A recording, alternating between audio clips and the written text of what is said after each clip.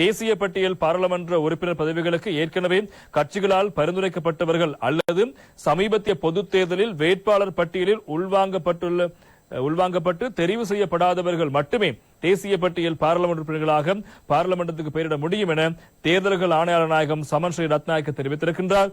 ராஜகிரியில் உள்ள தேர்தல்கள் திணைக்களத்தில் நேற்று தினம் இடம்பெற்ற ஊடக சந்திப்பில் அவர் இந்த விடயங்களை தெரிவித்திருக்கின்றார். அரசியல் கட்சிகள் பெற்றுக்கொண்ட வாக்குகளுக்கு அமைவாக தேசிய பட்டியல் ஆசனங்களின் ஒதுக்கீடுகள் அறிவிக்கப்பட்டிருக்கின்றன. அரசியல் கட்சிகள் தங்களது தேசிய பட்டியலை சமர்ப்பித்துள்ளன. எனவே அவ்வாறான நிலையில் அக்கட்சியின் தமது தேசிய பட்டியலூடாக தெரிவாகும் உறுப்பினர்களை இறுதி செய்தி எமக்கு அறிவிக்க வேண்டும். அவர்கள் தேசிய பட்டியலில் உள்ளவர்களையோ அல்லது தேர்தலில் போட்டியிட்டு தெரிவு செய்யப்படாத வேட்பாளர்களையும் உறுப்பினர்களாக அறிவிக்க முடியும். அதனை தாண்டி வேறு எவரையும் அவர்களால் பெயரிட முடியாது.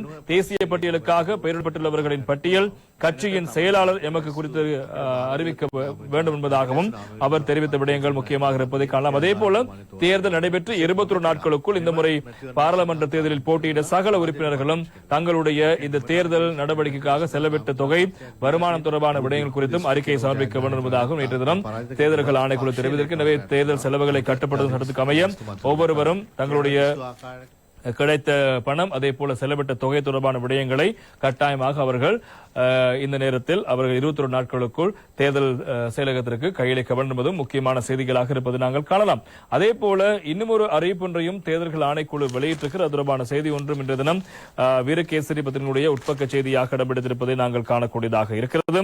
எனவே வெற்றி பெற்ற உறுப்பினர்களின் விவரம் அடங்கிய வர்த்தமானி வெளியீடு என்பதாக இன்னும் ஒரு செய்தி இருக்கிறது. 10வது பாராளுமன்ற தேர்தலில் வாக்காளர்களால் நேரடியாக தெரிவு செய்யப்பட்ட 196 உறுப்பினர்கள் பெயர் விவரங்கள் அடங்கிய விசேட வர்த்தமானி வெளியிடப்பட்டிருக்கிறது.